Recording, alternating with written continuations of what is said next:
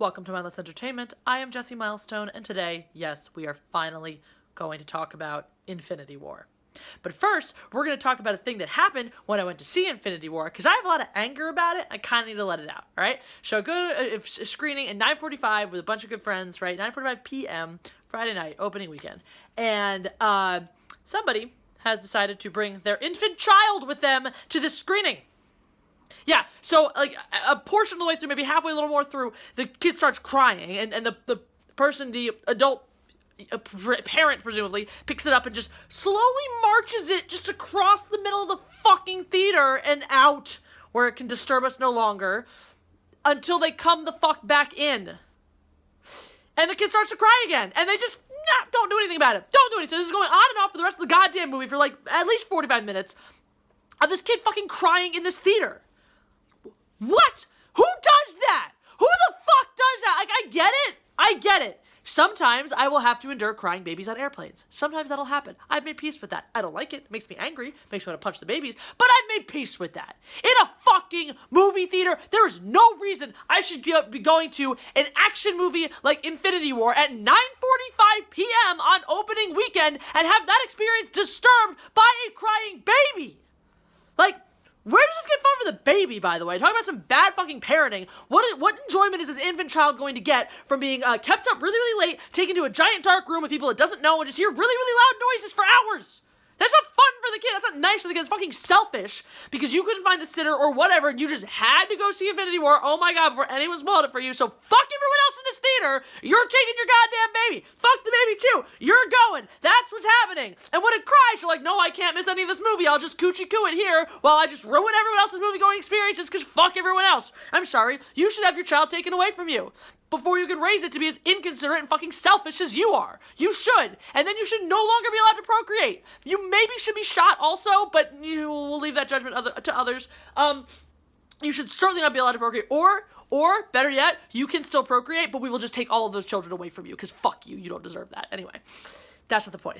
The point is Infinity War, and I apologize. I'll try not to sniffle or sneeze, but I'm either getting sick or having allergies, so bear with me on that front.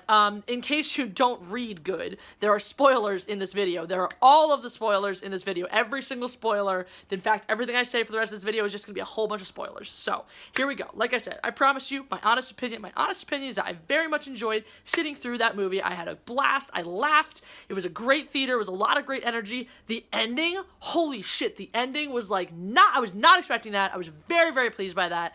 The movie itself, if I want to look at it as like a movie, was okay. It was okay.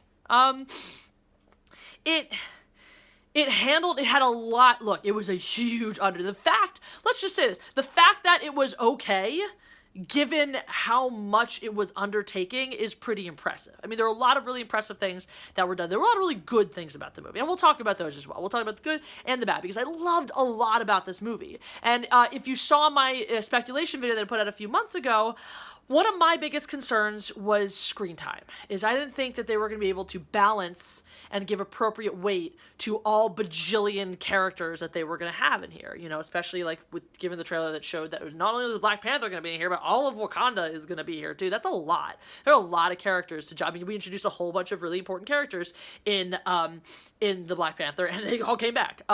So I was very concerned. I was concerned they were just going to, like, kill Hawkeye out of hand, so I kind of prefer that they wrote him out instead. I mean, maybe he'll come in, maybe now that there is so much less population to deal with, maybe he'll pop into the next one. That would be really fun. Maybe they'll kill him, maybe they won't. I really hope they don't. I kind of feel like they will, because, man, what a better way to hit someone in the feels than to just murder a loving father of a beautiful family. So I am kind of concerned about that. About them doing that to him, you know, just because I love him. But I appreciate that they didn't have Ant-Man in this film. I think he would not have fit. I didn't think he fit in Civil War. I don't think he would have fit in this one. Whether or not they have him in the next one, I don't know. We'll see. But I'm glad that he wasn't in this one. But other than that, I thought they balanced screen time really, really well. Doctor Strange, I think should have been logically the hardest one to write in, because he doesn't have a supporting cast so much. You have Wong in it a bit, who is great as always. Like that little exchange they're having in the beginning about the deli was just brilliant.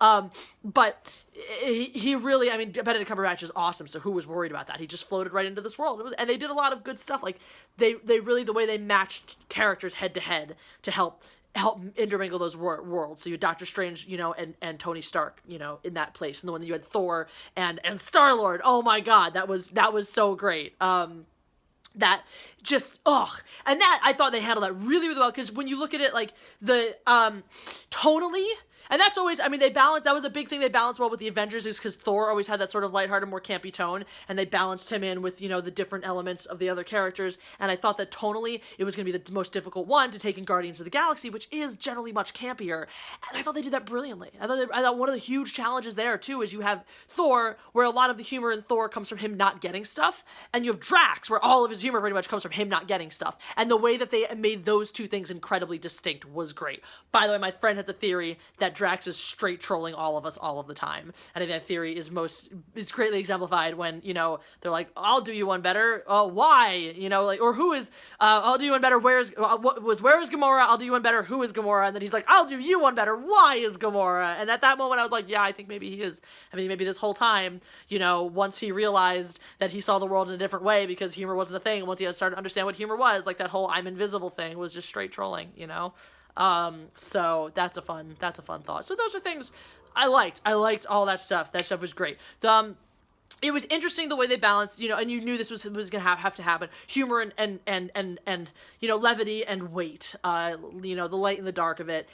In some ways, it almost felt very Thanosian. That's like my new favorite word, by the way. Thanosian, when you do things in equal measure and balance. In that it was almost like, well, we have this much comedy, we have exactly this much darkness, so we need exactly this much comedy to counterbalance it. So in some of those ways, it felt like, okay, there's a very purposeful, measuring of this much of this and this much of that. That said, I didn't think, unlike Star Wars, I didn't think that any of it was clunky or out of place, with one exception. And that, by the way, is like, that's what always kills me watching Marvel, is, well, these guys are doing it so much better than Star Wars is, and it's just frustrating. Like, why? You can have humor in Star Wars, it just can't be stupid humor, They set their tone, and that's, again, appreciated so much about this movie, keeping it tonally consistent. Characters made the kinds of jokes that their characters would make. They didn't get the stuff that their characters wouldn't get, and it was good. It was consistently good like that. The one thing I didn't like was the butt eyeball thing. That was a very Rocket joke to make.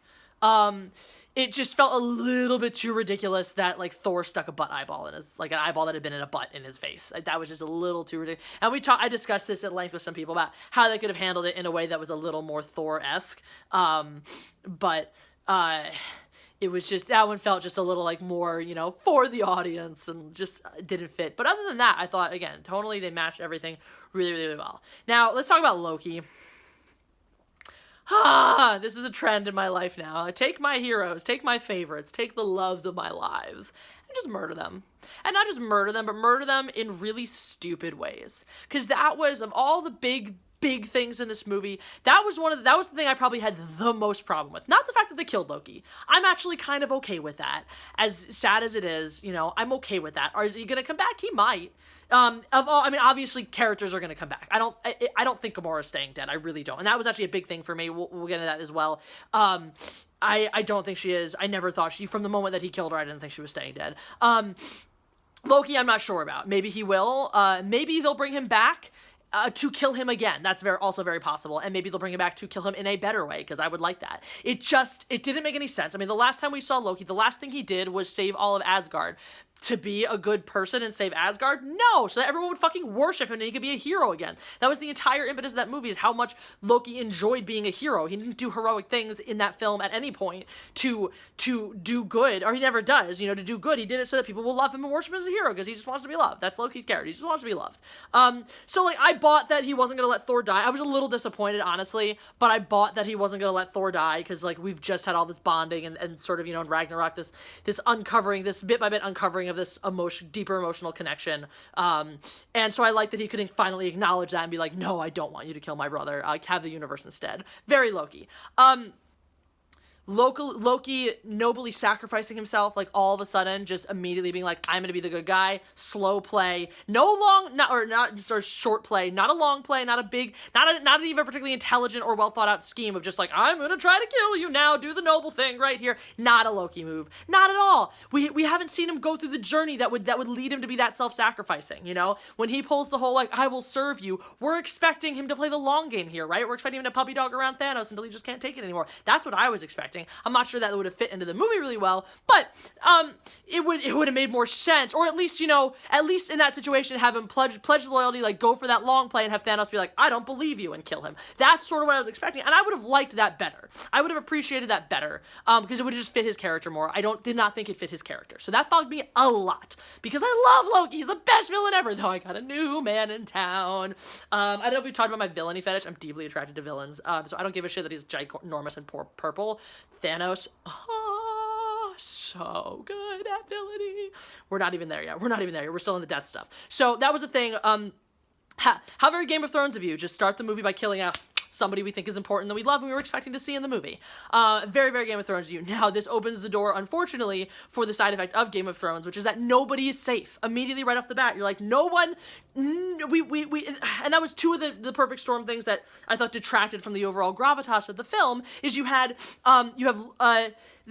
a lot of buzz about who's gonna bite it. We all know some people are gonna die. Who's gonna die? And a shout out to whoever was the one who said this. I don't even remember who it was in my life anymore that said this. That if they kill off only a few people, that those deaths will stick. If they kill off a whole bunch of people, we're doing some timey-wimey stuff and bringing them back. You were so right. There's no way all those people are staying dead. Though if they do, what a bold choice. I'm kind of into that, but they won't, because, you know, movies with these characters. I think some of them have already been announced. You know, that these characters have future movies. That could always be a lie, but they're not gonna throw all that money away. You know, Spider-Man has such a cash mine for them right now. There's no way that's just over. So they did that thing where everyone was talking about, like, who's gonna die, and then you start out right from the bat, well, we didn't really talk about him dying, poof, now he's gone, bye!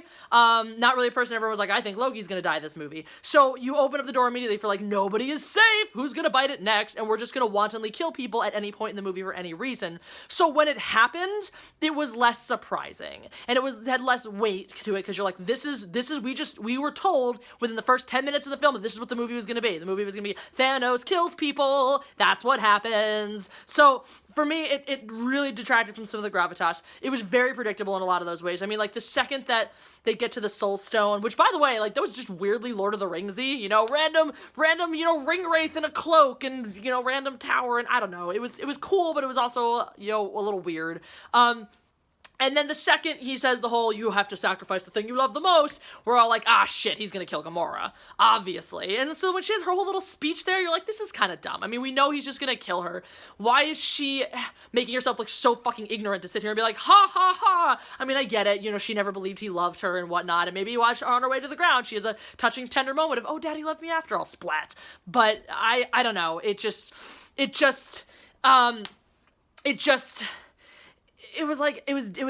that whole thing of, this speech felt stupid to me, and I was not surprised when that happened. Also, that was the moment, again, I did not believe she was going to stay dead.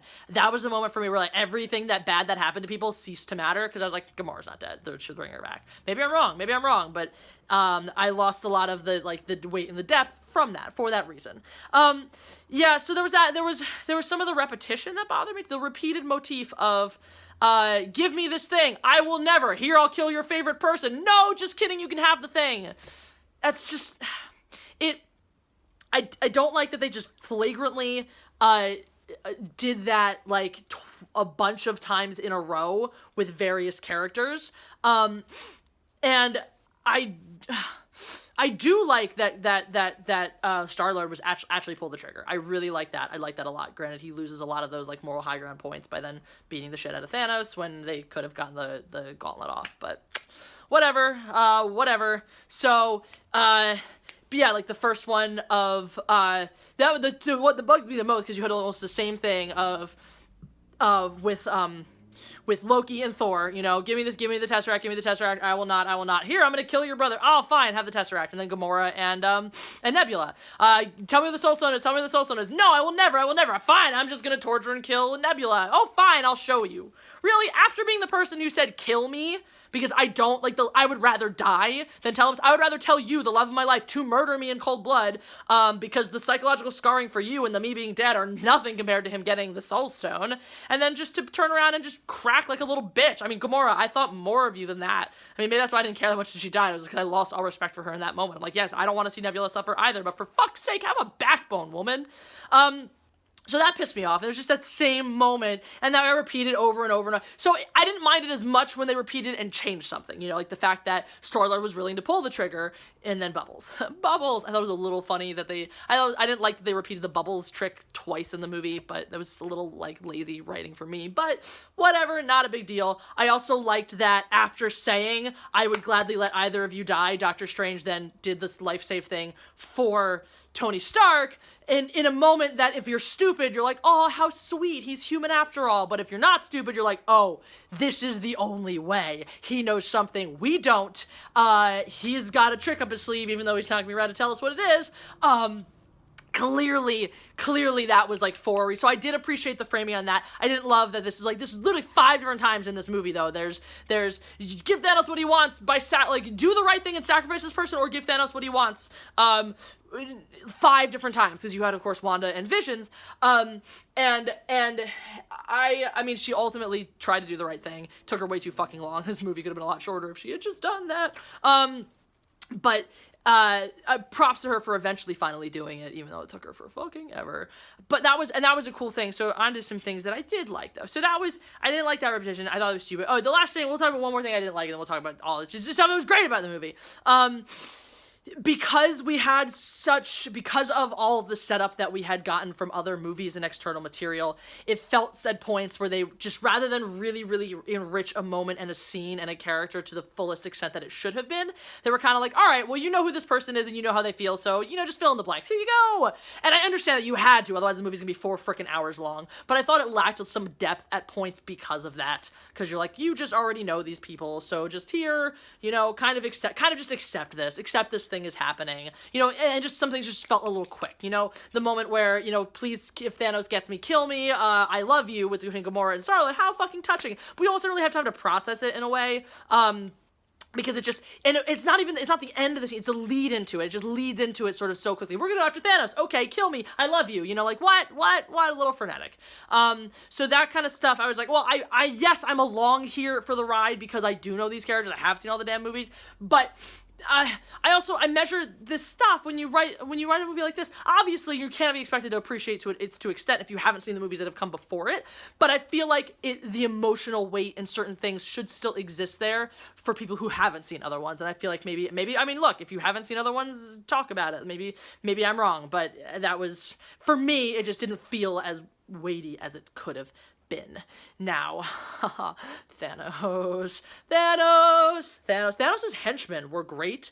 I like how the one guy was just like a better version of Snoke. He was like, look, I'm a badass, I use the Force, and I'm awesome. That was amazing. He was a great freaking character, and great evil character that felt, I mean, and it was so interesting the way they had the varying levels of, you know, defeatability. He felt not as powerful as Thanos, obviously, but very difficult to defeat, which is why I love the way they did that. I love the alien reference. So, here's the thing. Weigh in, guys. When I saw it, I heard Peter Parker reference aliens. I heard him say aliens, and then obviously the reference is to Alien, which was beautiful and great, and that plan was awesome. That whole sequence, the way they did that was fucking brilliant. But maybe he did say alien, which is the correct thing. It would make me slightly less grumpy. So what did you hear? Because I've talked about this with other people, and we had mixed results. Did he say alien and was correct and awesome, or did he say aliens because they used the wrong take of that line? I don't know. So that was brilliant. That one, and you know, and then you had the other two guys, like the really, really big guy and the, you know, lady chick with the horns and stuff. I like that little girl power. That was a cute little, it was almost a little too heavy-handed, but at the same time a cute little girl power moment where all the chicks are fighting each other. Cat fight. And kick her ass. Yeah, the way they killed her was brilliant. Just throw her up into the giant spinny thing. Boom. And that, you know, the fighting. I thought the fighting was excellent. I didn't get bored. Which is surprising since there were so many random fights, and there were so many different instances of here, this group is now going to go up against Thanos. Now that group is going to go up against Thanos. So there's a lot of that kind of stuff, and it should have gotten boring. It should have, but first of all, when you had different people doing it, they had different powers, so they're coming at it in different ways. You're in different environments, and the rules of engagement were constantly changing because Thanos was getting more powerful. He was getting more stones and getting more powerful, so the rules of engagement were always changing, which was fascinating. So, I mean, yeah, most of this movie was Thanos, like, jizzing his own force all over the place, but see what I did there. But yeah, I thought those were done really, really, really well. Again, I liked I liked Adolescent Groot. I thought that was great. And then, like, his one contribution was perfect. Again, a good character that they didn't have to put too much. They handled it well. Like, oh, obviously he's adolescent now, and these things are happening with him, but we don't really need to give him, tons and tons of screen time. We can just have a good reason why he's off in the corner doing nothing, a la the Game Boy, and we can have one really big, beautiful, impactful moment from him like we need. So that was good. That was really, really good. I appreciated that. I thought for me, one of the most I'm just getting to like little moments now. I do want to talk about Thanos more, but it's like sort of the pièce de resistance for me, so we'll get to that at the end. Thor's monologue about where he's being so brave, but he's clearly just breaking down. He's like, well, I'm so focused and clear-headed, and blah, and oh well, what if I lose? What do I have left to lose? That was like, that hit me in the feels. That was the closest I got to tears in that film, let me tell you. Whew. I also gotta say my favorite line though. Peter Dinklage as the giant dwarf was great. If you didn't like that, fuck you. It was awesome. And the best line, which I would say like writing wise, I give it a C. Delivery like A+++ to the 1,000, where he's like, don't do that, it will kill you. And Thor's like, oh, he's like, oh, you'll die only if it kills me. Yes, that's what you'll die means. And just the way he did the literal, like, only Peter Dinklage could have done that. It was fucking awesome. So, that is, all right, so the big thing, as I go through this movie, right, over and over again, I'm struck with this sense of Thanos is the only one with a real plan. Thanos has reasons to back up his plan. He has moral convictions to go along with it. He's not just a monster. He is full of feelings, and he cites examples of like, look, I did this to your world. Your world is now awesome and prosperous, and everyone there is happy. I did the right thing. Like, everyone else is, and that's the thing, is you obviously could make very good justifications for why his plan is bad, but nobody does. No one ever does. When he's like, this is my plan, they're like, you can't. Why not? Because I don't like that. Because people I love will die. Because I don't like it when people I love die. I think it's morally bad for people to die, but they're not going to die. They're just going to cease to exist. I don't care. I will miss them. That is why this is bad. Like, those are not good reasons for why it's bad. There are lots of good reasons for why it's bad. If you're all powerful, solve overpopulation in a more humane way, is one of them. Like, if you start playing God, where are your checks and balances? Another great reason. Any variety of great reasons, but every time he's like, maybe someone with the right logic could have talked him out of it. But instead, they're just like, no, your plan's bad. Why? Because I say so. Great. He's thought about this for a long-ass time. You clearly have not. Try harder. Your powers of persuasion are pathetically lacking.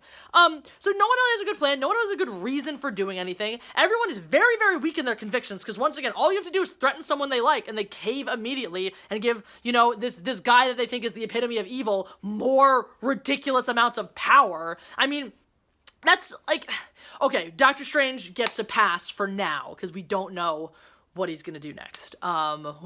He is on hold. We reserve judgment for him. But otherwise, Thanos, like, at some point I'm starting to empathize with him, and at some point I'm starting to be like, you know what, I hope he wins. I think he's right.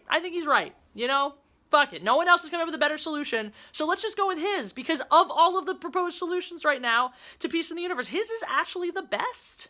It's actually the best, and he's also just amazing at being villain, and has that, like, the human side to him. It's just, he's a well-written character. He's very well developed. And actually, I read some of the writers said where he's really the protagonist. And he is. He's the protagonist of the story, which is beautiful. I mean, what a well-crafted villain. In Marvel, where we don't necessarily expect that. Obviously, Killmonger was good, was very sympathetic and complex as well in those ways. The victim of circumstance, obviously he's evil, but there's still sympathetic elements to him. Thanos is similar in some ways. Thanos is very similar in a lot of ways to that, and that's not something we typically have from the Marvel, villains. They typically tend to just be sort of cut and dry bad guys.